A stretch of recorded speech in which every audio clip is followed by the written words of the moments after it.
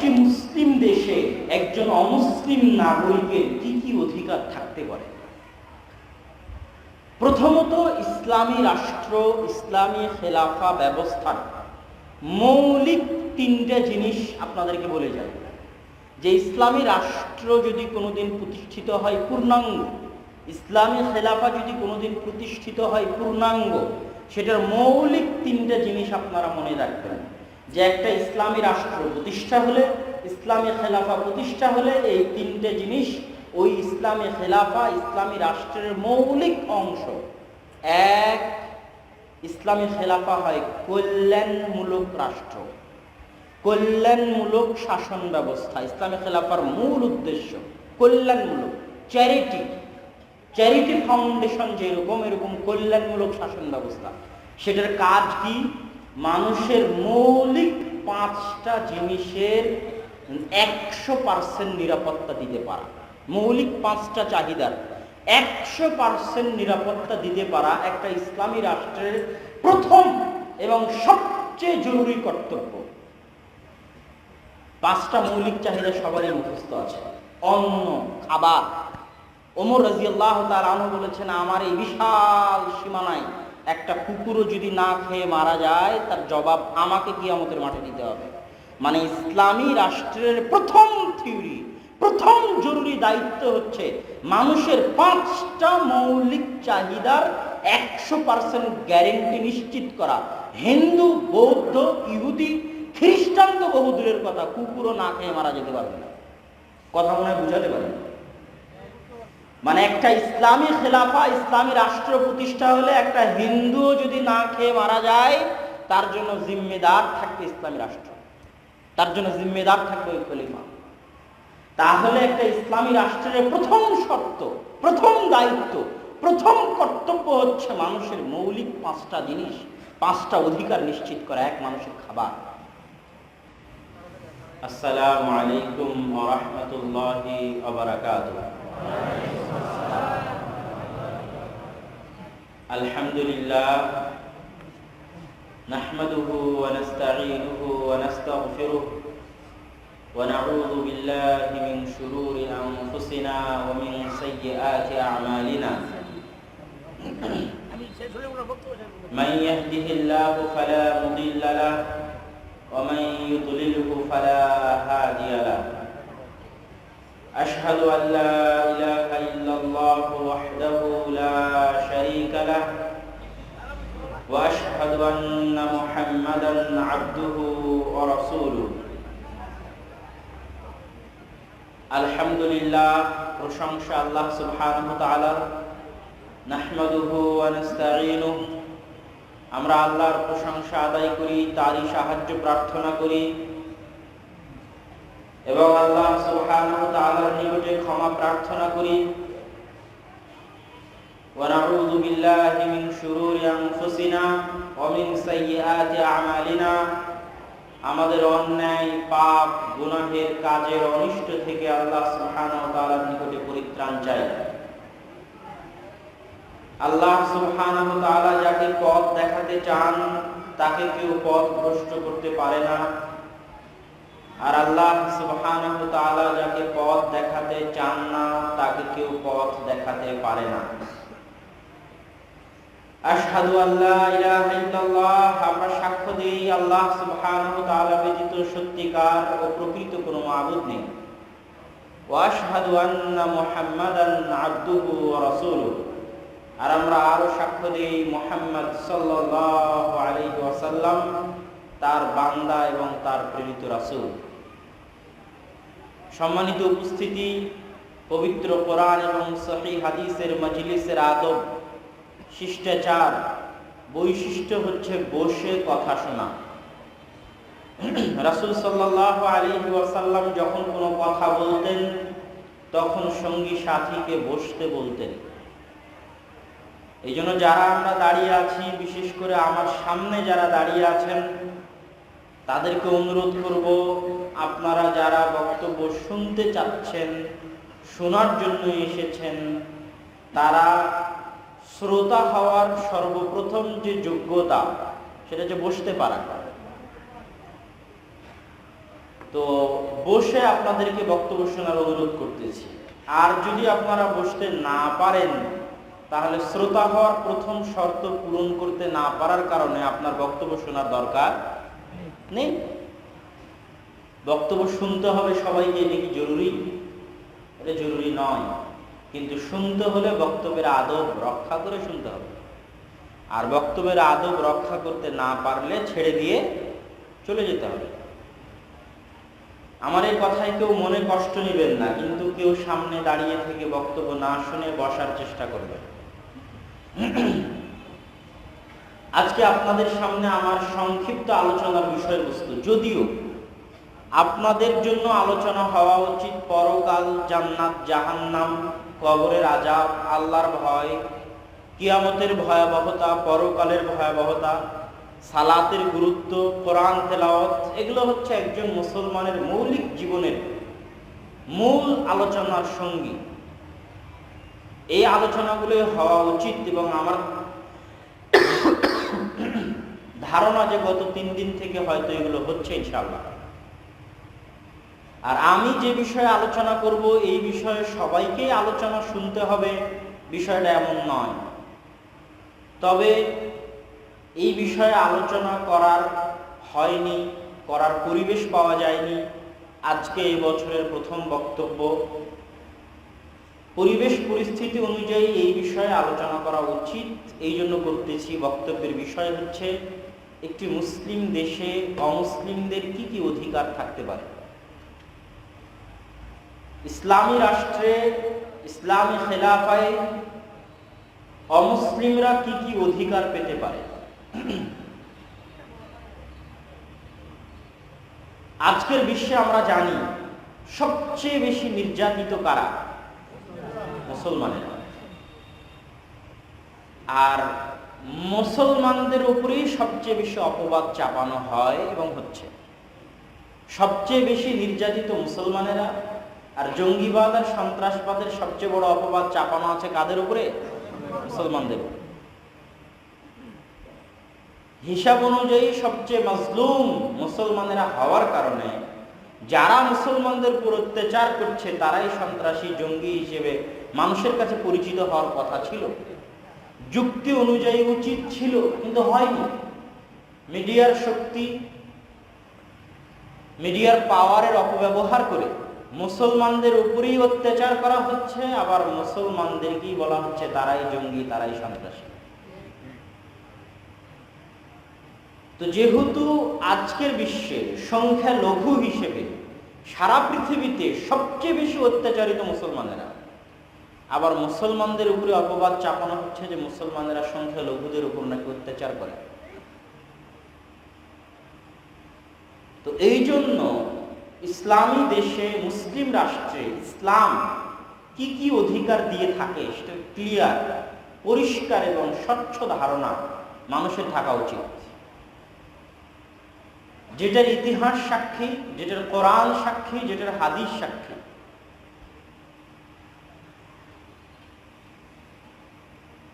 মানুষকে সবচেয়ে বেশি মর্যাদা, সবচেয়ে বেশি সম্মান মানুষ হিসেবে ইসলামের বিরুদ্ধে যে স্লোগানটা পরিচালনা করা হয় যে মানব ধর্ম বড় ধর্ম, মানুষের ধর্ম বড় ধর্ম, আপনাকে ধর্ম নিরপেক্ষ হতে হবে। অথচ পৃথিবীর ইতিহাস সাক্ষী যে মানুষ হিসেবে একজন মানুষকে ইসলাম যতটা সম্মান দিয়েছে, যতটা মর্যাদা দিয়েছে, পৃথিবীতে আর কোনো তন্ত্র মন্ত্র, আর কোনো বিধান, আর কোনো মতবাদ একজন মানুষকে মানুষ হিসেবে অতটা সম্মান দিতে পারে না।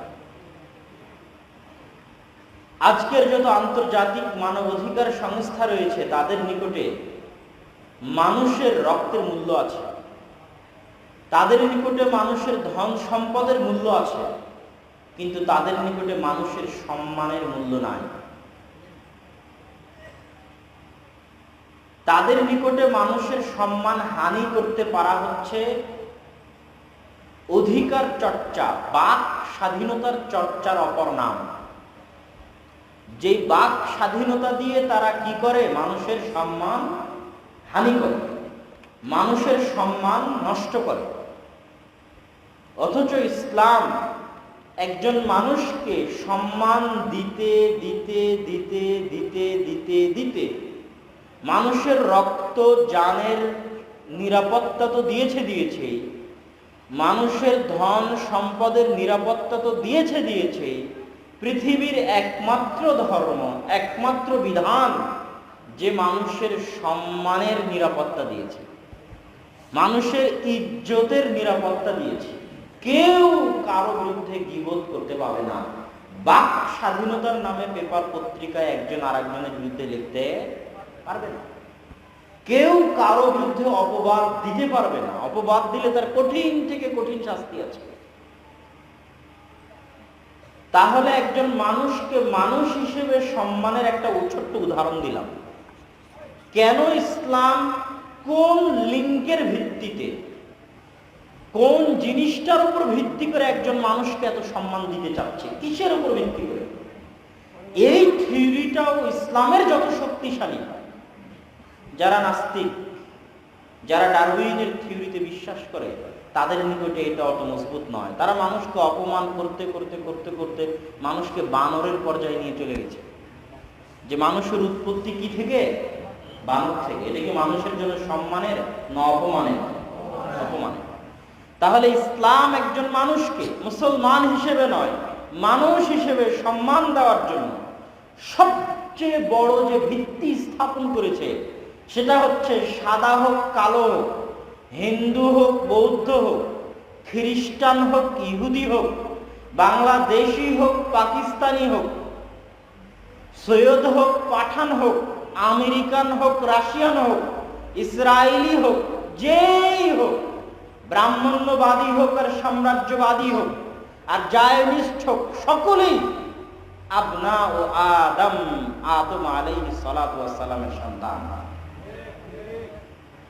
আদম আলাইহিস সালাতু ওয়াস সালামের সন্তান হিসেবে আদম আলাইহিস সালাতু ওয়াস সালামের সাথে সম্পৃক্ত করার মাধ্যমে আদম আলাইহিস সালাতু ওয়াস সালামের বংশের সাথে, তার নাসলের সাথে মানুষকে, সারা পৃথিবীর সকল মানুষকে আদম আলাইহিস সালাতু ওয়াস সালামের সাথে সম্পৃক্ত করার মাধ্যমে ইসলাম পৃথিবীর প্রত্যেকটা মানুষকে সর্বোচ্চ সম্মান দিয়েছে। কেন? আদম আলাইহিস সালাতু ওয়াস সালামের সৃষ্টিটাই পবিত্র কোরআন এবং হাদিসে এত সম্মানের সাথে বর্ণনা হয়েছে, এত মর্যাদার সাথে বর্ণনা হয়েছে, এত স্পষ্ট, এত সম্মান, এত মর্যাদা দিয়ে বর্ণনা হয়েছে যে কোনো হিন্দুও গর্ব করতে পারে যে সে আদমের সন্তান। কিন্তু হিন্দু ধর্মের এমন কোনো ইতিহাস নাই যে ইতিহাস দিয়ে সে একজন মানুষ হিসেবে নিজেকে গর্ববোধ করতে পারে বা আর একজন মানুষকে গর্ব দিতে পারে। নাই। যারা ডারউইনের থিওরিতে বিশ্বাসী, তাদের কাছে মানুষের এমন কোনো ইতিহাস নাই যে ইতিহাস দিয়ে তারা মানুষকে সম্মান দিতে পারে, নিজেকে সম্মান দিতে পারে, অন্য মানুষকে সম্মান দিতে পারে। কিন্তু ইসলামের কাছে এত সম্মানের ইতিহাস আছে যে একজন হিন্দুও যদি এই ইতিহাস পড়ে সে গর্ববোধ করতে পারে যে সে কার সন্তান? আদমের সন্তান।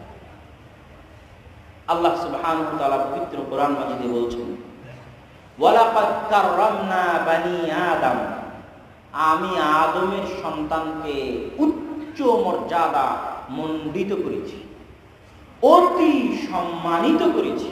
কিভাবে? ওয়াফাদ্দালনাহুম, আদমের সন্তানকে মর্যাদা দিয়েছি, সম্মান দিয়েছি, মিম্মান খালাকনা, আমরা তথা আমি আল্লাহ যা কিছু সৃষ্টি করেছি সকল সৃষ্টি জীবের উপরে তাকে সম্মান দিয়েছি? আদম এবং আদমের সন্তানদেরকে। আল্লাহু আকবার। এর চেয়ে বড় সম্মান একজন ইহুদির জন্য কি হতে পারে? এর চেয়ে বড় সম্মান একজন হিন্দুর জন্য কি হতে পারে? যে আল্লাহ সুবহানাহু ওয়া তাআলা কোরআনে বলছেন যে আল্লাহ আসমান এবং জমিন এবং তার অভ্যন্তরে যা কিছু আছে, যত সৃষ্টি জীব আল্লাহ সৃষ্টি করেছেন, তার মধ্যে সবচেয়ে সম্মান আল্লাহ দিয়েছেন আদমের সন্তানকে। আর এই সম্মানের প্রমাণ স্বরূপ আল্লাহ ফেরেশতাদের দিয়ে আদম আলাইহিস সালাতু ওয়াস সালামকে সিজদা করিয়ে নিয়েছেন, যে ইতিহাস, যে ঘটনা সারা কোরআনে বর্ণিত হয়েছে। ওয়াইদ কুলনা লিল মালাইকাতি ইসজুদু লিআদম, আর যখন আমি আল্লাহ ফেরেশতাদেরকে বললাম, এই ফেরেশতা তোমরা আদমকে সিজদা করো, এটা আদমের সম্মান। সারা পৃথিবীর সকল সৃষ্টিজীবের উপর আদমের সম্মান। আল্লাহ সুবহানাহু ওয়া তাআলা আদমের সম্মান আর কি দিয়ে নিশ্চিত করেছেন? সাখখারনা লাহুম, আদম সন্তানের অধীনস্থ করে দিয়েছেন, চাকর বানিয়ে দিয়েছেন, গোলাম বানিয়ে দিয়েছেন, খাদেম বানিয়ে দিয়েছেন। মা বাইনাস সামাওয়াতি ওয়াল আরজ, আসমান জমিন এবং তার মাঝে যা কিছু আছে সকল কিছুকে আল্লাহ আদম সন্তানের খাদেম বানিয়ে দিয়েছেন। এই জমিন ফল ফলাদি উৎপন্ন করে কার জন্য? আদম সন্তানের জন্য। এই গাছপালা তৈরি হয়েছে কার জন্য? আদম সন্তানের জন্য। এই আসমান বৃষ্টি বর্ষণ করে কার জন্য? আদম সন্তানের জন্য। যত চতুষ্পদ জন্তু আছে, সব চতুষ্পদ জীবজন্তু জানোয়ার সৃষ্টি করা হয়েছে কার খেদমতের জন্য? আদমের খেদমতের জন্য। এই জন্য যানবাহনে চড়লে কি দোয়া পড়তে হয়? সুবহানাল্লাযী সাখখারা লানা হাযা। ওই আল্লাহর, ওই সত্তার পবিত্রতা বর্ণনা করছি, যেই সত্তা এই বাহনকে, একটা উট 100 জন মানুষকেও পরাজিত করতে পারে, একটা হাতি 500 জন মানুষকেও পরাজিত করতে পারে। অত শক্তিশালী হাতিকে আল্লাহ মানুষের অধীনস্থ করে দিয়েছেন, অত শক্তিশালী উটকে আল্লাহ মানুষের অধীনস্থ করে দিয়েছেন, মানুষের খেদমত করার জন্য, মানুষের সেবা করার জন্য। এটা হচ্ছে আদম সন্তানের সম্মান। আল্লাহ সুবহানাহু ওয়া তাআলা পবিত্র কোরআনে বর্ণনা করেছেন। তাহলে যেই লিঙ্কের মাধ্যমে, যেই জিনিসের উপর ভিত্তি করে আল্লাহ পৃথিবীর মানুষকে সম্মান দিয়েছেন, হিন্দু হোক, বৌদ্ধ হোক, ইহুদি হোক, খ্রিস্টান হোক, ওর চাইতে উন্নত মানের সম্মান, ওর চাইতে ভালো সম্মান, ওর চাইতে শ্রেষ্ঠ সম্মান পৃথিবীর আর কেউ দিতে পারবে না। সম্মানিত উপস্থিতি, আল্লাহ সুবহানাহু ওয়া তাআলার রাসূল মানুষকে মানুষ হিসেবে সর্বোচ্চ পর্যায়ে সম্মান দিয়েছেন। কেননা তিনিও প্রেরিত হয়েছিলেন রাহমাতুল লিল আলামিন। শুধু মুসলমানদের নবী মুহাম্মদ সাল্লাল্লাহু আলাইহি ওয়াসাল্লাম কি শুধু মুসলমানদের নবী? শুধু আরবের নবী? শুধু কুরাইশ বংশের নবী? মক্কাবাসীর নবী? শুধু যতদিন জীবিত ছিলেন ততদিনের জন্য নবী? না, কিয়ামত পর্যন্ত যত মানুষ আসবে সকল মানুষের জন্য নবী। এবং পবিত্র কোরআন কিয়ামত পর্যন্ত যত মানুষ আসবে সকল মানুষের জন্য। এই জন্য কোরআনে দেখবেন আল্লাহ সুবহানাহু ওয়া তাআলা ইয়া আইয়ুহাল্লাযীনা আমানু যেমন বলেছেন, ইয়া আইয়ুহান নাস, হে মানুষ। এর মানে হিন্দু উদ্দেশ্য। আল্লাহ হিন্দুকে বলছেন, আল্লাহ বৌদ্ধকে বলছেন, আল্লাহ খ্রিস্টানকে বলছেন, আল্লাহ চামারকে বলছেন, আল্লাহ মেথরকে বলছেন, প্রত্যেক আদম সন্তানকে আল্লাহ বলছেন ইয়া আইয়ুহান নাস, হে মানব জাতি। তথা পুরো কোরআন সারা পৃথিবীর সকল মানুষের জন্য। মুহাম্মদ সাল্লাল্লাহু আলাইহি ওয়াসাল্লাম নিজেও সারা পৃথিবীর সকল মানুষের জন্য। এই জন্য তিনিও মানুষের সর্বোচ্চ সম্মান নিশ্চিত করেছেন। রাসূল সাল্লাল্লাহু আলাইহি ওয়াসাল্লাম বলছেন, তিনি সর্বোচ্চ সম্মান নিশ্চিত করতে গিয়ে যে দুটো পয়েন্ট উল্লেখ করেছেন, যেটা আল্লাহ কোরআনে বহুবার উল্লেখ করেছেন, ইয়া আইয়ুহান নাসু উবুদু রাব্বাকুমুল্লাযী খালাকাকুম। এই যে একটা ছোট্ট লিংক, এই লিংক রাসূল সাল্লাল্লাহু আলাইহি ওয়াসাল্লাম কাজে লাগিয়েছে। হে মানব জাতি, উবুদু, ইবাদত করো, রাব্বাকুম, ওই প্রতিপালকের, আল্লাযী খালাকাকুম, যিনি তোমাদেরকে সৃষ্টি করেছেন। এখানে আল্লাহ সারা পৃথিবীর সব মানুষকে সমান করে দিয়েছেন যে হে সারা পৃথিবীর সকল মানুষ, তোমরা ওই প্রতিপালকের ইবাদত করো যিনি তোমাদের সৃষ্টি করেছেন, তথা তোমাদের সকলের প্রতিপালক কে? আল্লাহ সুবহানাহু ওয়া তাআলা, রব্বুল আলামিন। আমার তাওহীদের বক্তব্যে আমি বিস্তারিত আলোচনা করেছি যে আল্লাহ সুবহানাহু ওয়া তাআলা পবিত্র কোরআনের শুরুতে আলহামদুলিল্লাহি রাব্বিল আলামিন, ওখানে রব্বিল মুসলিমিনও বলেননি, রব্বিল মুমিনিনও বলেননি। আল্লাহ সুবহানাহু ওয়া তাআলা ওই জায়গাতে বলেছেন রব্বুল আলামিন, মানে একজন ইহুদিরও রিজিক দাতাকে, একজন হিন্দুরও জীবন মৃত্যুর মালিককে, আল্লাহ সুবহানাহু ওয়া তাআলা। এই জন্য তিনি রব্বুল আলামিন। ওই একই লিঙ্ক রাসূল সাল্লাল্লাহু আলাইহি ওয়াসাল্লাম কাজে লাগিয়েছেন। তিনি বিদায় হজ্জের ভাষণে বলছেন, ইয়া আইয়ুহান নাস, হে মানব জাতি, শুধু মুসলমানদের নয়, হে মানুষ সকল, হে মানব জাতি, হে দুনিয়াবাসী, ইন্না রাব্বাকুম ওয়াহিদ, তোমাদের প্রতিপালক কে? একজন। সারা পৃথিবীর সকল মানুষের লালন পালন কর্তা কে? একজন। ইন্না রাব্বাকুম ওয়াহিদ, তোমাদের প্রতিপালক একজন। ওয়া ইন্না আবাকুম ওয়াহিদ, হিন্দু হও, বৌদ্ধ হও, খ্রিস্টান হও, তোমাদের সকলের পিতা কে? একজন। তাহলে এই দুইটা মাধ্যম দিয়ে উনি সারা পৃথিবীর সব মানুষকে সমান করে দিলেন। সারা পৃথিবীর সব মানুষের রবকে আল্লাহ, আর সারা পৃথিবীর সব মানুষের পিতাকে আদম আলাইহিস সালাম। ইন্না রাব্বাকুম ওয়াহিদ, তোমাদের প্রতিপালক এক। ওয়া আবাকুম ওয়াহিদ, তোমাদের পিতা এক, সৃষ্টিকর্তা এক, পিতা এক। তারপরের বাক্য, লা ফাযলি আরাবিয়্যিন, অতএব শুনে রাখো, কোন আরবের প্রাধান্য নেই কোন অনারবের ওপর, কোন কালোর প্রাধান্য নেই কোন সাদার ওপর, কোন অনারবের প্রাধান্য নেই কোন আরবের উপর, কোন সাদার প্রাধান্য নেই কোন কালোর উপর। সবাই এক প্রতিপালকের সৃষ্টিজীব আর এক পিতার সন্তান। সবাই সমান, সবাই সমান। রাসূল সাল্লাল্লাহু আলাইহি ওয়াসাল্লাম আল্লাহ সুবহানাহু ওয়া তাআলার মতো সারা পৃথিবীর সব মানুষকে এই বাক্যে সমান করে দিলেন। সম্মানিত উপস্থিতি,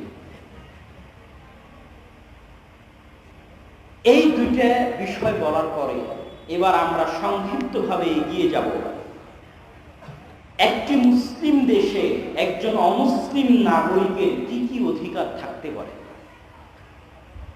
প্রথমত, ইসলামী রাষ্ট্র, ইসলামী খেলাফা ব্যবস্থার মৌলিক তিনটা জিনিস আপনাদেরকে বলে যায় যে ইসলামী রাষ্ট্র যদি কোনোদিন প্রতিষ্ঠিত হয় পূর্ণাঙ্গ, ইসলামী খেলাফা যদি কোনোদিন প্রতিষ্ঠিত হয় পূর্ণাঙ্গ, সেটার মৌলিক তিনটা জিনিস আপনারা মনে রাখবেন। যে একটা ইসলামী রাষ্ট্র প্রতিষ্ঠা হলে, ইসলামী খেলাফা প্রতিষ্ঠা হলে, এই তিনটে জিনিস ওই ইসলামী খেলাফা, ইসলামী রাষ্ট্রের মৌলিক অংশ। এক, ইসলামী খেলাফা হয় কল্যাণমূলক রাষ্ট্র, কল্যাণমূলক শাসন ব্যবস্থা। ইসলামী খেলাফার মূল উদ্দেশ্য কল্যাণমূলক, চ্যারিটি, চ্যারিটি ফাউন্ডেশন যেরকম, এরকম কল্যাণমূলক শাসন ব্যবস্থা।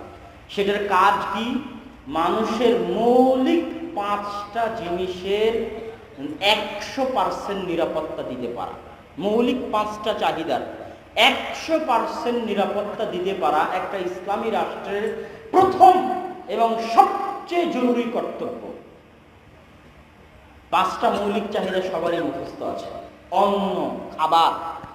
ওমর রাদিয়াল্লাহু তাআলা আনহু বলেছেন, আমার এই বিশাল সীমানায় একটা কুকুরও যদি না খেয়ে মারা যায়, তার জবাব আমাকে কিয়ামতের মাঠে দিতে হবে। মানে ইসলামী রাষ্ট্রের প্রথম থিওরি, প্রথম জরুরি দায়িত্ব হচ্ছে মানুষের পাঁচটা মৌলিক চাহিদার 100% গ্যারেন্টি নিশ্চিত করা। হিন্দু, বৌদ্ধ, ইহুদি, খ্রিস্টান তো বহু দূরের কথা, কুকুরও না খেয়ে মারা যেতে পারবে না। কথা মনে হয় বুঝাতে পারেন? মানে একটা ইসলামী খেলাফা, ইসলামী রাষ্ট্র প্রতিষ্ঠা হলে একটা হিন্দুও যদি না খেয়ে মারা যায়, তার জন্য জিম্মেদার থাকবে ইসলামী রাষ্ট্র, তার জন্য জিম্মেদার থাকবে ওই খলিফা। তাহলে একটা ইসলামী রাষ্ট্রের প্রথম শর্ত, প্রথম দায়িত্ব, প্রথম কর্তব্য হচ্ছে মানুষের মৌলিক পাঁচটা জিনিস, পাঁচটা অধিকার নিশ্চিত করা। এক, মানুষের খাবার।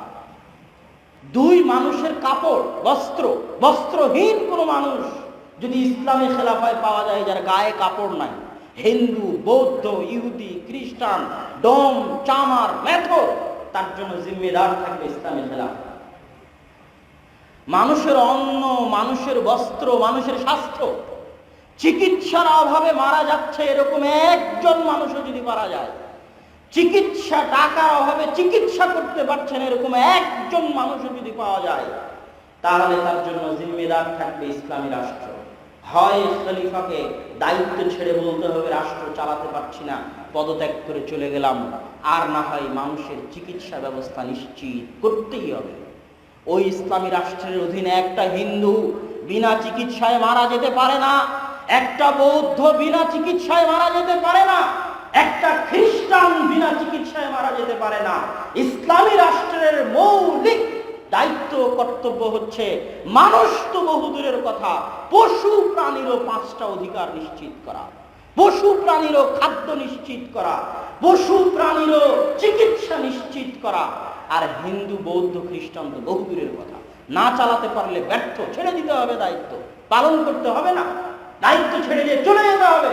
কিন্তু দায়িত্ব নিয়ে যদি নিশ্চিত না করতে পারে, জবাব কিয়ামতের মাঠে দিতে হবে। এর নাম ইসলামী রাষ্ট্র। তাহলে একটা খাদ্যের নিরাপত্তা, জামা কাপড় পোশাকের নিরাপত্তা, স্বাস্থ্যের চিকিৎসার নিরাপত্তা, শিক্ষার নিরাপত্তা। টাকার অভাবে শিক্ষা গ্রহণ করতে পারছে না, অল্প বয়সী বাচ্চা হোটেলে কাজ করে খাচ্ছে, গার্মেন্টসে কাজ করে খাচ্ছে। ইসলামী রাষ্ট্রকে নিশ্চিত করতে হবে 100% শিক্ষা ব্যবস্থা, 100% শিক্ষা ব্যবস্থা, না হলে ব্যর্থ ইসলামী রাষ্ট্র। এটাই প্রথম শর্ত। ওই হিন্দুকেও শিক্ষিত করতে হবে, বৌদ্ধকেও শিক্ষিত করতে হবে, খ্রিস্টানকেও শিক্ষিত করতে হবে, 100% শিক্ষা নিশ্চিত করতে হবে। বাসস্থান, যদি কারো থাকার জায়গা না থাকে তাহলে তার থাকার জায়গার ব্যবস্থা করে দিতে হবে ইসলামী রাষ্ট্রকে। না করতে পারলে দায়িত্ব ছেড়ে দিয়ে চলে যেতে হবে।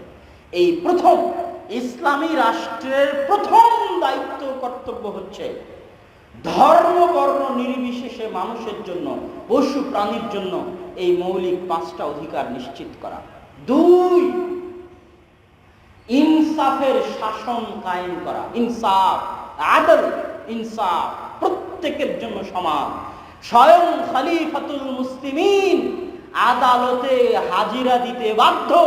স্বয়ং খলিফাতুল মুসলিমিনের বিরুদ্ধে কেস হতে পারে, স্বয়ং খলিফাতুল মুসলিমিন আসামির কাঠগড়ায় দাঁড়িয়ে তার কেসের জন্য তাকে লড়তে হবে, সাক্ষী সুবুত পেশ করতে হবে।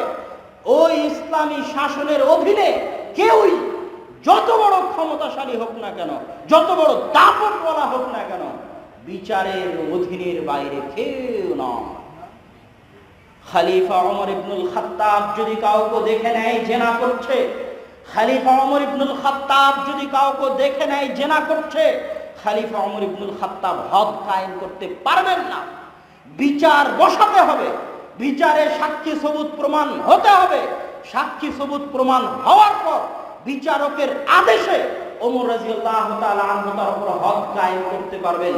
বিনা বিচারে স্বয়ং ওমর ইবনুল খাত্তাব একটা মানুষকে হত্যা করতে পারেন না। এর নাম ইসলামী খেলাফত। এখানে আদল, ইনসাফ, বিচারের অধীনে সকলে সমান। ইহুদিও এসে কেস করতে পারে। ইসলামের ইতিহাস পড়ে দেখেন, আলী রাদিয়াল্লাহু তাআলা আনহু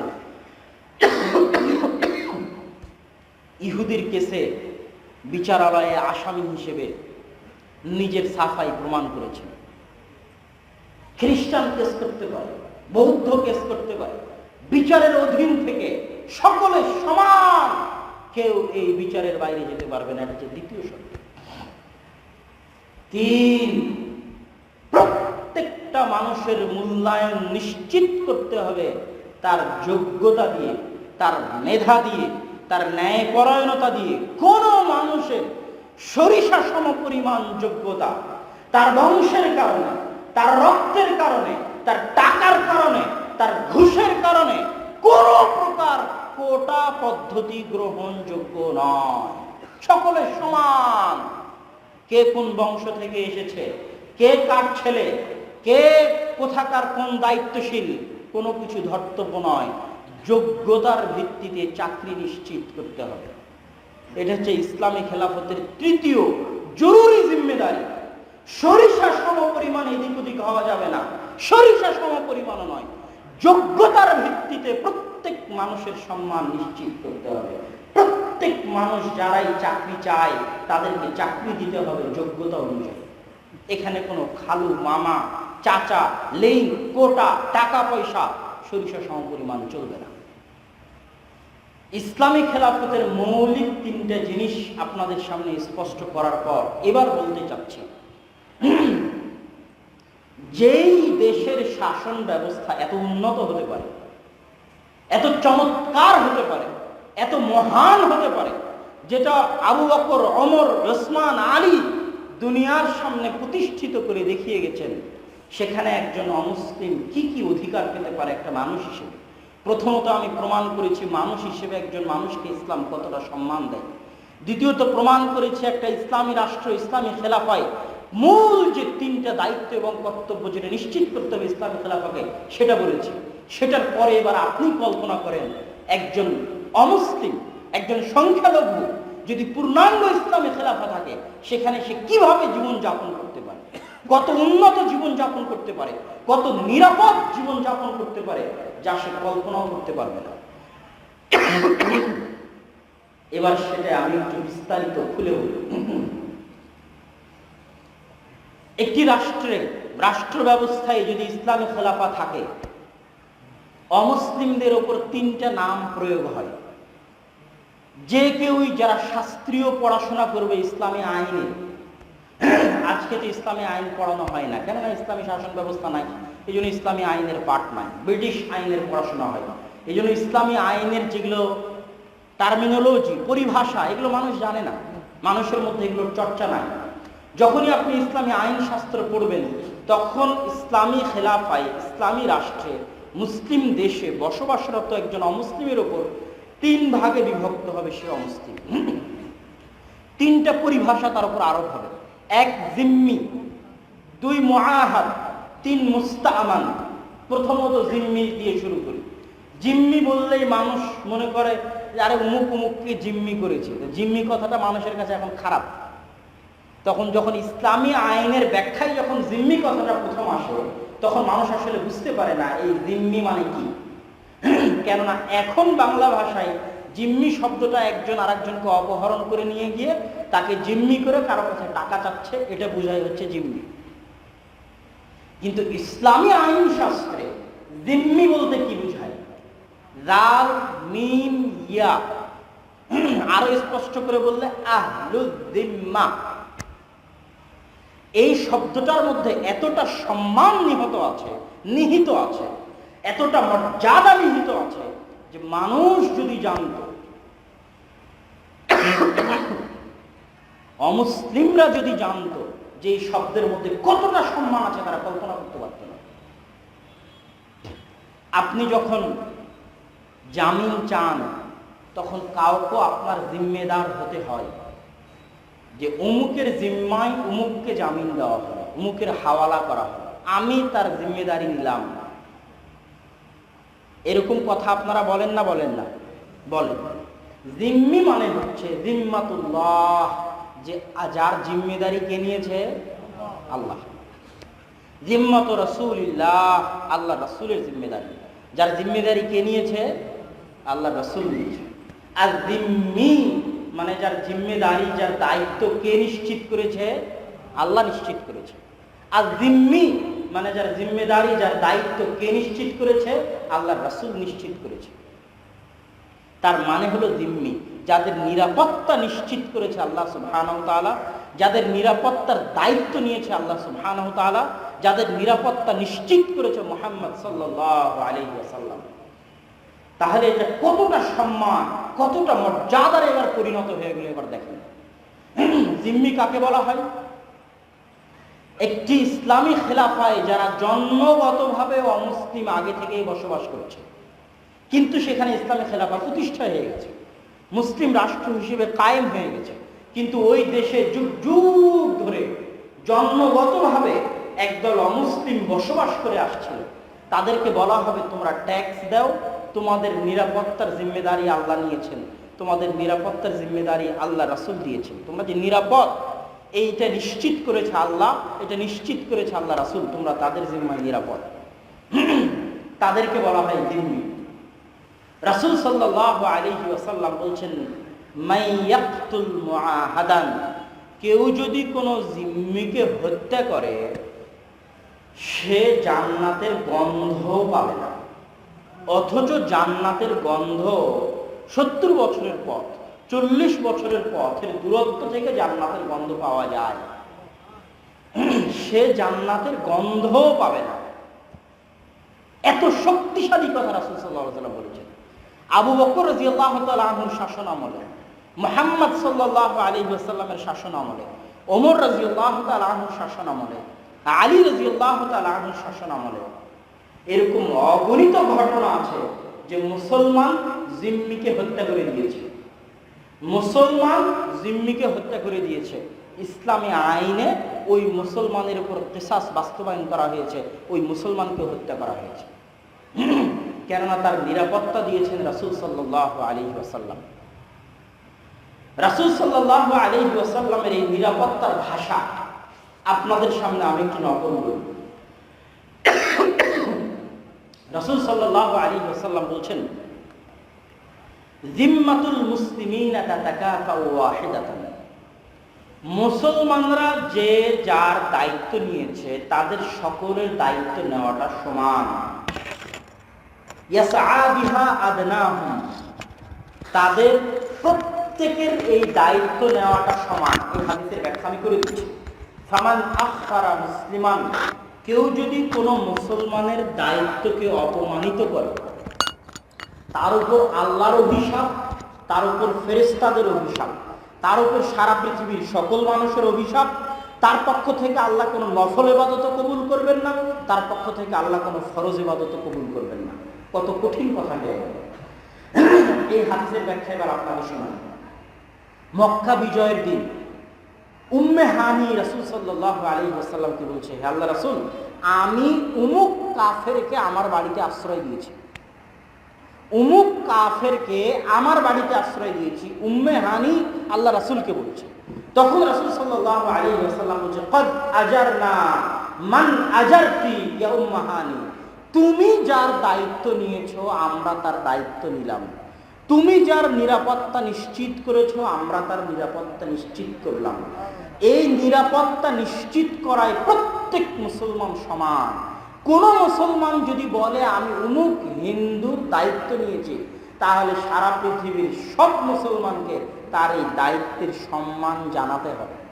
যদি সম্মান না জানায়, একজন মুসলমান একজন অমুসলিমের নিরাপত্তার জিম্মেদারি নেওয়ার পরেও যদি কোনো মুসলমান ওই মুসলমানের জিম্মেদারি নেওয়াকে সম্মান না জানায়, লানাতুল্লাহি, আল্লাহর অভিশাপ তার উপর, ফেরেশতাদের অভিশাপ তার উপর। তার পক্ষ থেকে আল্লাহ কোনো নফল ইবাদত কবুল করবেন না, তার পক্ষ থেকে আল্লাহ কোনো ফরজ ইবাদত কবুল করবেন না। অমুসলিমকে নিরাপত্তা দেওয়ার ক্ষেত্রে সব মুসলমান সমান। উম্মে হানি, তুমি যাকে নিরাপত্তা দিয়েছো আজার না, তোমার এই নিরাপত্তার মর্যাদা আমরা রক্ষা করব, আমরাও তাকে নিরাপত্তা দেব। সম্মানিত উপস্থিতি, রাসূল সাল্লাল্লাহু আলাইহি ওয়াসাল্লাম জিম্মিদের কথা বলতে গিয়ে বলেছেন, মান আযা জিম্মিয়ান, যার জিম্মেদারি মুহাম্মদ সাল্লাল্লাহু আলাইহি ওয়াসাল্লাম নিয়েছে, এই রকম কোন জিম্মিকে যদি কেউ কষ্ট দেয়, ফাআনা মুহাম্মদ খাসামুহু, ওই জিম্মির পক্ষ থেকে আমি মুহাম্মদ লড়াই করব। আর আমি মুহাম্মদ যার বিরুদ্ধে লড়াই করব, খাসামতুহু ইয়াউমাল কিয়ামাহ, আমি মুহাম্মদ কিয়ামতের মাঠেও তার বিরুদ্ধে লড়াই করব। অতএব আমি মুহাম্মদ যার নিরাপত্তা দিয়েছি, তোমরা তার নিরাপত্তা দাও, তোমরা তাদেরকে কষ্ট দিও না। রাসূল সাল্লাল্লাহু আলাইহি ওয়াসাল্লামের এই নিরাপত্তার ভাষা পরবর্তীতে আবু বকর রাদিয়াল্লাহু তাআলা আনহু ছিল, ওমর রাদিয়াল্লাহু তাআলা আনহু ছিল।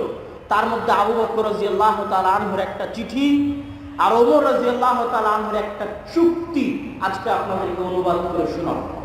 আবু বকর রাদিয়াল্লাহু তাআলা আনহুর একটা চিঠি নাজরানবাসীর উদ্দেশ্যে। কিতাবুল খলিফা আবু বকর as-সিদ্দিক রাদিয়াল্লাহু তাআলা আনহু, আবু বকর রাদিয়াল্লাহু তাআলা আনহুর চিঠি নাজরানবাসীর উদ্দেশ্যে। বিসমিল্লাহির রহমানির রহিম, মহা করুণাময় দয়ালু আল্লাহর নামে শুরু করছি। হাযা মা কাতাবা বিহি আব্দুল্লাহ, এই চিঠি লিখছে আল্লাহর বান্দা, আল্লাহর বান্দা আবু বকর, খলিফাতু মুহাম্মদ, মুহাম্মদ সাল্লাল্লাহু আলাইহি ওয়াসাল্লামের খলিফা, আল্লাহর বান্দা আবু বকর এই চিঠি লিখছে।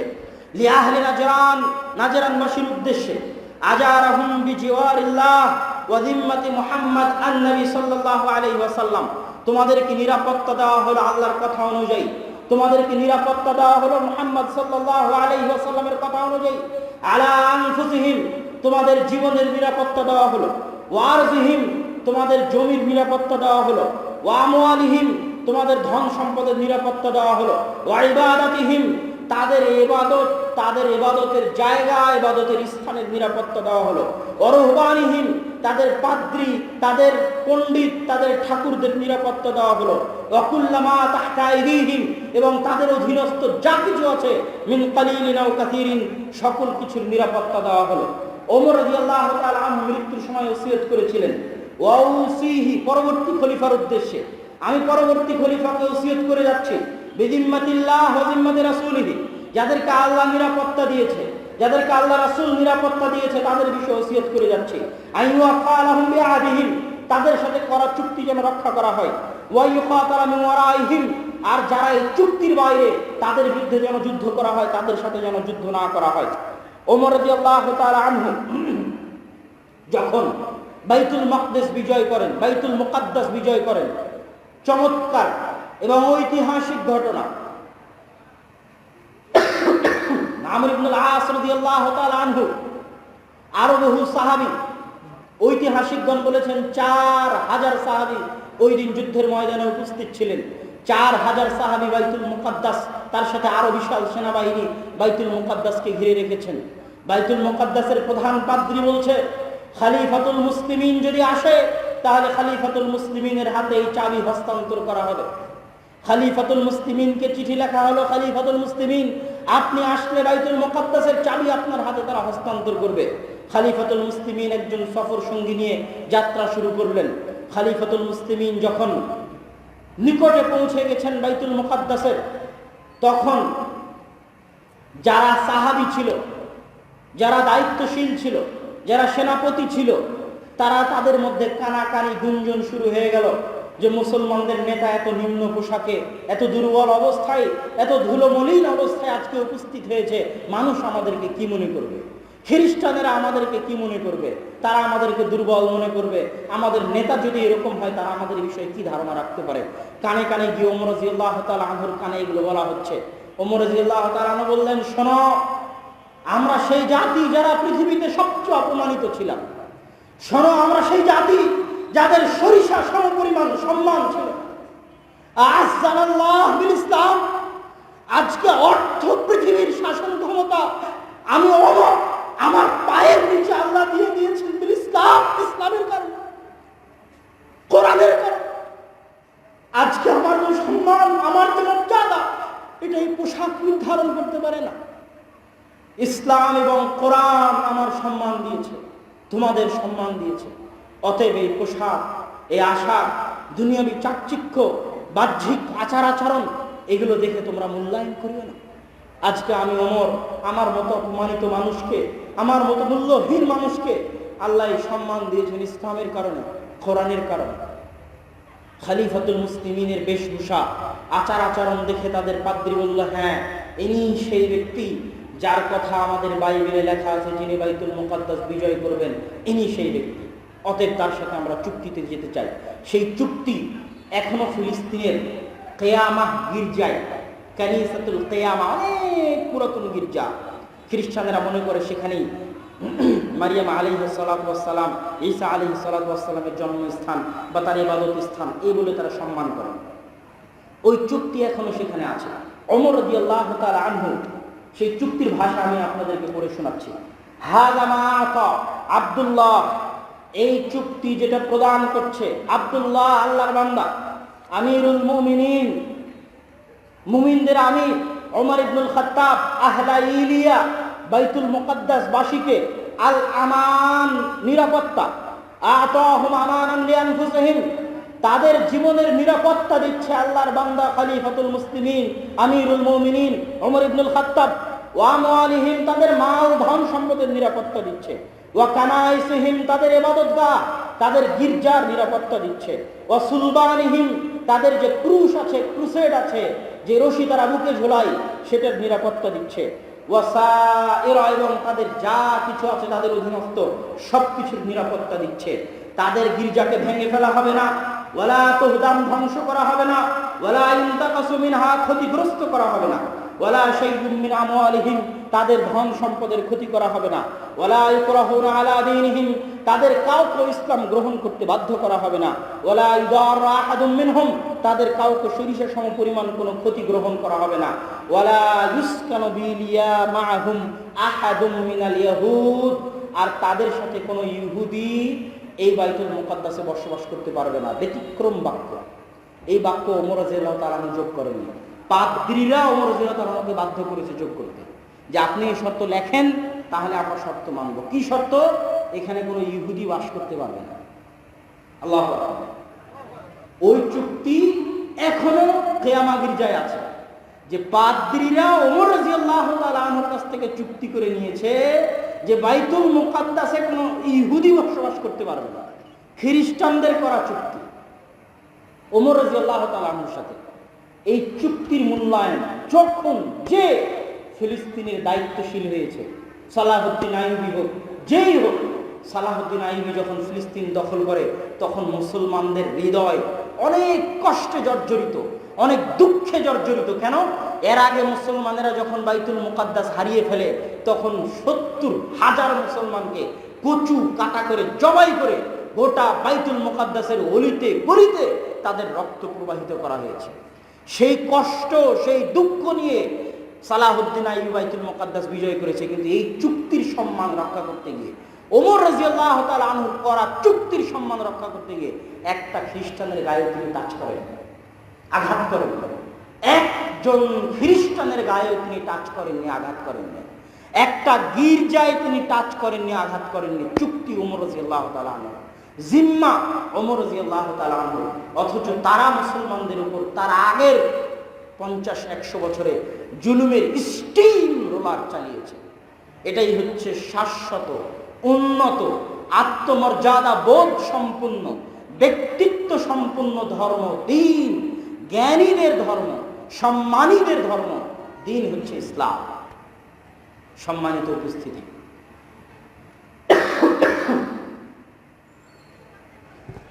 এক নম্বর আলোচনায় ছিলাম জিম্মি। দ্বিতীয় স্তর হচ্ছে তারা যাদেরকে বলা হচ্ছে মুস্তাআমান। মুস্তাআমান মানে এই দেশের অধিবাসী নয়, ইসলামী রাষ্ট্রের অধিবাসী নয়, ইসলামী খেলাফার অধিবাসী নয়, কিন্তু ভিসার আবেদন করে নিরাপত্তা নিয়ে ইসলামী রাষ্ট্রের ভিসা পেয়ে ইসলামী রাষ্ট্রে এসেছে। তার রক্ত হারাম, তার ইবাদতের জন্য সে স্বাধীন, তার জানমাল নিরাপদ, তার রক্ত নিরাপদ। ৩, মুআহাদ, ওই দেশের নাগরিক যে দেশের সাথে ইসলামী খেলাফা চুক্তি করেছে। যেমন হুদাইবিয়ার সন্ধিতে রাসূল সাল্লাল্লাহু আলাইহি ওয়াসাল্লাম কাফেরদের সাথে চুক্তি করেছেন, দারুল কুফরের সাথে চুক্তি করেছেন। ওই চুক্তি রাসূল সাল্লাল্লাহু আলাইহি ওয়াসাল্লাম আদায় করেছেন। এইরকম যে কোনো চুক্তিবদ্ধ কাফের রাষ্ট্র, যে কোনো চুক্তিবদ্ধ মুসলিম রাষ্ট্রের সকল মুসলিম ইসলামের দৃষ্টিতে নিরাপদ। তাদের জানমাল, তাদের ধন সম্পদ, তাদের ইবাদত হচ্ছে মুসলমানদের নিকটে নিরাপদ। সম্মানিত উপস্থিতি, একটা আয়াত দিয়ে আজকের বক্তব্যের দ্বিতীয় অংশ, এটা আজকের বক্তব্যের প্রথম অংশ ছিল, একটা আয়াত দিয়ে আজকের বক্তব্যের দ্বিতীয় অংশের দিকে যাব। সে আয়াত কি? আল্লাহ সুবহানাহু ওয়া তাআলা বলেছেন, ওয়ালা তাসুবুল্লাযীনা ইয়াদউনা মিন দুনিল্লাহ ফায়াসুবুল্লাহ আদুওয়াম বিগাইরি ইলম। যারা আল্লাহ ব্যতীত অন্য কারো ইবাদত করে তাদের মূর্তিকে, তাদের দেবদেবীকে তোমরা গালি দিও না। আল্লাহর আদেশ, সূরা আনআম ১০৮। যারা আল্লাহ ব্যতীত অন্য কোনো দেবদেবী মূর্তির ইবাদত করে তাদের দেবদেবীকে তোমরা কি দিও না? গালি দিও। কি হবে? তোমরা যদি গালি দাও, ফায়াসুবুল্লাহ, তারাও রাগ বশত, ক্রোধ বশত কাকে গালি দিবে? আল্লাহ। এর চেয়ে বড় কথা, মুসলমানদের শিক্ষার জন্য, মুসলমানদের জ্ঞানের জন্য, মুসলমানদের ব্যক্তিত্বের জন্য, মুসলমানদের ভারাত্বের জন্য, মুসলমানদের আত্মমর্যাদার জন্য আর কিছু হতে পারে না। মুসলমানদেরকে আল্লাহ সুবহানাহু ওয়া তাআলা ২ নাম্বার রাস্তায় সম্মান দিবেন না। আমরা অত্যাচারিত, এ কথা ঠিক, আমরা অনিরাপদ, এ কথা ঠিক, কিন্তু আমরা ২ নাম্বার রাস্তা অবলম্বন করে সম্মান পাবো না। আমরা যদি সম্মান পাই, 1 নাম্বার রাস্তা অবলম্বন করেই আমাদেরকে সম্মান পেতে হবে, সেটা কোরআন এবং হাদিসের দেখানো পথ। সম্মানিত উপস্থিতি, এবার আলোচনার দ্বিতীয় অংশে যায়। সেটা হচ্ছে মুসলমানদের জন্য, বিশেষ করে বাংলাদেশের মুসলমানদের জন্য কি করণীয়। আমি বলি প্রথমত জ্ঞান অর্জন করা, বিশেষ করে ইতিহাসের জ্ঞান অর্জন করা। আপনি দুটো ইতিহাস অবশ্যই পড়বেন, নিজের সন্তানদেরকে পড়াবেন। 1, ইসলামের সামগ্রিক ইতিহাস। 2, মুসলিম বাংলার স্বাধীন সুলতানি শাসনামলের ইতিহাস। নবাব সিরাজউদ্দৌলার আগের পর্যন্ত, ইখতিয়ার উদ্দিন মোহাম্মদ বিন বখতিয়ার খিলজির পর থেকে নিয়ে নবাব সিরাজউদ্দৌলার আগ পর্যন্ত যে ইতিহাস, এই ইতিহাস হচ্ছে আমাদের আসল বাপদাদার ইতিহাস, আমাদের সত্যিকার পিতামহ প্রপিতামহ, তার পিতা তার পিতার ইতিহাস। এই ইতিহাস যদি আমরা ভুলে যাই, তাহলে আমাদের অস্তিত্বকে আমরা বিক্রি করে দিলাম। এই ইতিহাস যদি আমরা অবমূল্যায়ন করি, তাহলে আমরা আমাদের অস্তিত্বকে বিক্রি করে দিলাম। ইতিহাস জানা মানে নিজের অস্তিত্ব ধরে রাখা, বাস্তবে রূপ না পেয়ে না পাক, কিন্তু ওই ইতিহাস জানা মানেই আপনি নিজেকে জানলেন, ওই ইতিহাস চেনা মানে আপনি নিজেকে চিনলেন। অতএব এই ইতিহাস আপনাদেরকে জানতে হবে, এই ইতিহাস আপনাদেরকে চিনতে হবে। ইখতিয়ার উদ্দিন মোহাম্মদ বিন বখতিয়ার খিলজি যখন 1204 খ্রিস্টাব্দে গৌড় বিজয় করেন, নদিয়া গৌড় বিজয় করার পর তিনি লখনৌতি বা গৌড়তে রাজধানী স্থাপন করেন, যেটা পরবর্তীতে 500-600 বছর যাবৎ স্বাধীন সুলতানি শাসন আমলের রাজধানী ছিল। ওই আমলেই চাঁপাইনবাবগঞ্জের অগণিত মসজিদ, অসংখ্য অগণিত মাদ্রাসা এবং মসজিদ পুরাতন আদিকালের পাবেন। আর গুগল ম্যাপে সার্চ দিলে ওই সোনা মসজিদ থেকে নিয়ে মালদা রেল স্টেশন পর্যন্ত যে রাস্তাটা, ওই রাস্তাটার নাম দেখবেন লেখা আছে গৌড় রোড, এখনো আছে। নাসির উদ্দিন, নুসরত শাহ, ইলিয়াস শাহ, তাদের মতো বড় বড় রাজা বাদশারা এই দেশ শাসন করেছে। এরা হচ্ছে মুসলমানদের আসল ইতিহাস। এই ইতিহাস পড়তে গিয়ে আপনার সন্তানকে আর একটা ইতিহাস পড়তে হবে, সেটা হচ্ছে গণেশের উত্থান এবং গণেশের পতন এবং পুনরায় বাদশাহ জালালউদ্দিন বা যদুর উত্থান। এই ইতিহাসও বাংলাদেশের প্রত্যেক মুসলমানকে পড়তে হবে। এর মধ্যে বাংলাদেশের প্রত্যেক মুসলমানের অস্তিত্ব নিহিত রয়েছে, বাংলাদেশের প্রত্যেক মুসলমানের স্বাধীনতা নিহিত রয়েছে এই ইতিহাসের মধ্যে। যে রাজা গণেশের কিভাবে উত্থান হলো, ইখতিয়ার উদ্দিন মোহাম্মদ বিন বখতিয়ার খিলজি স্বাধীন বাংলা জয় করার পরেও রাজা গণেশের কিভাবে উত্থান হলো, আবার তার পতন ঘটিয়ে জালালউদ্দিন কিভাবে ক্ষমতা দখল করলেন। আর একটা ইতিহাস আপনাদেরকে জানতে হবে। এই স্বাধীন সুলতানি শাসন আমল চলতে থাকে মোগলদের আগ পর্যন্ত। মোগলরা সর্বপ্রথম এই বাংলাকে একটা প্রদেশ বানিয়ে দিল্লির অধীনস্থ করে। সুবে বাংলা, সুবা মানে হচ্ছে প্রদেশ, সুবে বাংলার সুবেদার, সুবেদার মানে সুবে বাংলার যিনি দায়িত্বশীল। তার আগ পর্যন্ত এই বাংলা ছিল স্বাধীন সুলতানি শাসন আমল। শেরশাহ সুরির আমলে সোনারগাঁ থেকে স্বাধীন সুলতানি শাসন আমল চলত। 12 ভূঁইয়া, তারাও মূলত দিল্লির শাসন আমল মানবে না, এই জন্য 12 ভূঁইয়ারা বিদ্রোহ করেছিল। যাদের নামের শেষে ভূঁইয়া আছে তারা ওই 12 ভূঁইয়ার পরবর্তী বংশধর, যারা দিল্লির মুসলমানদের শাসন মানবে না বলে সারা বাংলাদেশে বিদ্রোহ করেছিল। তাদেরও কেন্দ্র ছিল সোনারগাঁ। একটা কেন্দ্র সোনারগাঁ, আর একটা কেন্দ্র গৌড়, যেটা সোনা মসজিদ থেকে শুরু হয়ে মালদা স্টেশন পর্যন্ত। এই 2 কেন্দ্র থেকে পুরো বাংলাদেশ মুসলমানদের অধীনে পরিচালিত হতো। 550-600 বছরের ইতিহাস। এবার আর একটা ইতিহাস মুসলমানদেরকে অর্জন করতে হবে, জানতে হবে। সেটা হচ্ছে ব্রিটিশরা যখন পুরো ভারত উপমহাদেশ দখল করে নিল, তখন শাহ ইসমাইল শহীদের ইতিহাস, সৈয়দ আহমদ বেরলভীর ইতিহাস, তাদের পরিশ্রম, তাদের রক্ত, তাদের ইতিহাস, তাদের দাওয়াত, তাদের বিপ্লব, তাদের ঐতিহ্য প্রত্যেক মুসলমানের সন্তানকে জানতে হবে। কেন? ওটার মধ্যে ভারত, পাকিস্তান, বাংলাদেশের মুসলমানদের আসল স্বাধীনতা নিহিত আছে। শাহ ইসমাইল শহীদের আন্দোলন এবং সৈয়দ আহমদ বেরলভীর আন্দোলন, মাওলানা বেলায়েত আলীর আন্দোলন, মাওলানা এনায়েত আলীর আন্দোলনের মধ্যে শুধু বাংলাদেশ নয়, গোটা ভারত, পাকিস্তান, বাংলাদেশের মুসলমানদের স্বাধীনতার আসল ইতিহাস শাহ ইসমাইল শহীদ এবং সৈয়দ আহমদ বেরলভীর আন্দোলনের মধ্যে নিহিত আছে। এবার আসি শুধু বাংলাদেশের মুসলমানদেরকে কোন ইতিহাসটা পড়তে হবে। ওই ইতিহাস পড়ার পরে আর একটা ইতিহাস বাংলাদেশের মুসলমানদের পড়তে হবে। লাহোর প্রস্তাব কে পেশ করলো 1940 সালে? লাহোর প্রস্তাব বাঙালি পেশ করেছে, শেরে বাংলা একে ফজলুল হক। শেরে বাংলা একে ফজলুল হক কেন লাহোর প্রস্তাব পেশ করলো, এটা বাংলাদেশের মুসলমানদেরকে জানতে হবে, জানা জরুরি। না জানলে অস্তিত্ব টিকবে না, ধ্বংস হয়ে যাবে। বাংলাদেশের মুসলমানদের আর একটা ইতিহাস জানতে হবে, কেন স্যার সলিমুল্লাহ বঙ্গভঙ্গ করতে চেয়েছিলেন। সেই বঙ্গভঙ্গ কারা রদ করলো? বঙ্গভঙ্গ রদ করাতে কেন ঢাকা, রাজশাহী, রংপুর, চিটাগাং, সিলেট, বরিশাল, খুলনা এই বিশাল অঞ্চলের মুসলমানেরা কেন বঙ্গভঙ্গ রদ করাতে অসন্তুষ্ট হয়েছিল, এটা মুসলমানদের জানতেই হবে। ইংরেজরা যে লাখেরাজ সম্পত্তি বাজেয়াপ্ত করেছিল, লাখেরাজ মানে যেই সম্পত্তির ট্যাক্স দেওয়া লাগবে না, খারাজ কর দেওয়া লাগবে না, ট্যাক্স দেওয়া লাগবে না, সেটাকে বলা হয় লাখেরাজ।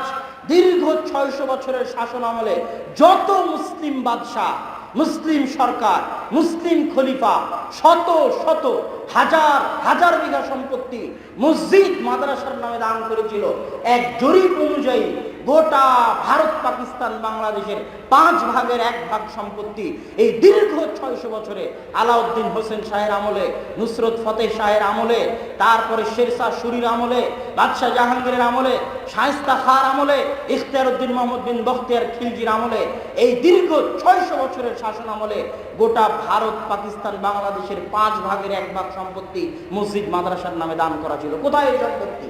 ব্রিটিশরা সব বাজেয়াপ্ত করে সরকারি সম্পত্তিতে বানিয়ে সেটাকে পুনরায় জমিদারি হিসেবে বন্টন করে দিয়েছে। এই জন্য এখন যত মসজিদ মাদ্রাসা আছে সব 60 বছর আগের, 100 বছর আগের, 150 বছর আগের দান করা। তো মুসলমানেরা কি এদেশে 150 বছর থেকে বাস করে? মুসলমানেরা এই দেশে 800 বছর থেকে বাস করে। ওই ব্রিটিশদের 190 বছরের আগে 600 বছরের দেশে মুসলমানরা ছিল। ওই 600 বছরের মসজিদের জমি কই?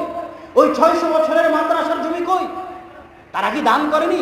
কোনো মুসলমানই কি ছিল না যারা মসজিদ মাদ্রাসা আবাদ করতো? গোটা ভারত, পাকিস্তান, বাংলাদেশের 5 ভাগের 1 ভাগ সম্পত্তি মসজিদ মাদ্রাসার নামে দান করা ছিল। লাখেরাত সম্পত্তি ব্রিটিশরা বাজেয়াপ্ত করে দিয়েছে। এই ইতিহাস মুসলমানদেরকে পড়তে হবে। আর একটা ইতিহাস মুসলমানদেরকে পড়তে হবে, সেটা কি? শেখ মুজিবুর রহমানের অসমাপ্ত আত্মজীবনী পড়তে হবে প্রত্যেক বাংলাদেশিকে।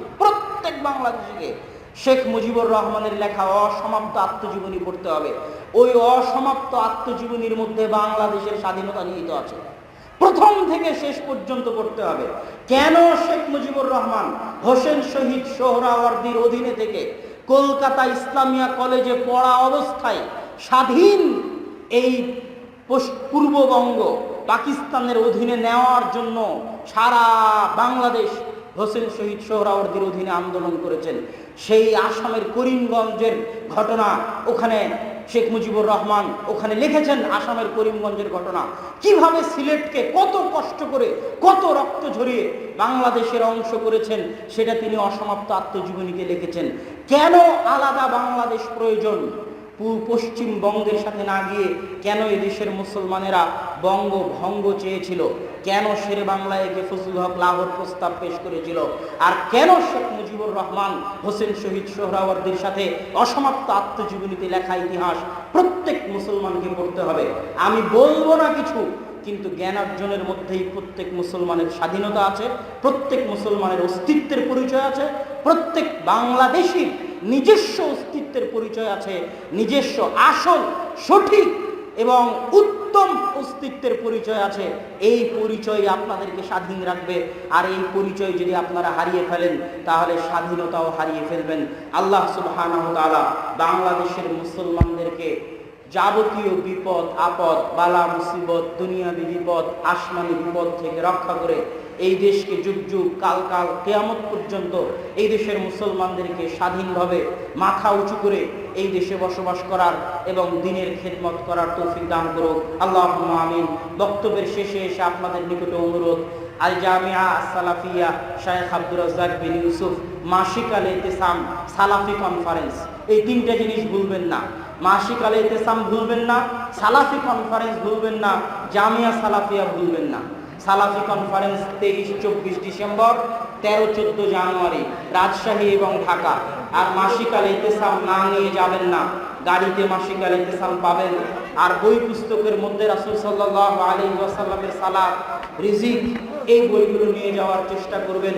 আল্লাহ সুবহানাহু ওয়া তাআলা আপনাদেরকে ভালো রাখুক, সুস্থ রাখুক, নেক হায়াত দান করুক। ওয়া আখিরু দাওয়ানা আলহামদুলিল্লাহি রাব্বিল আলামিন।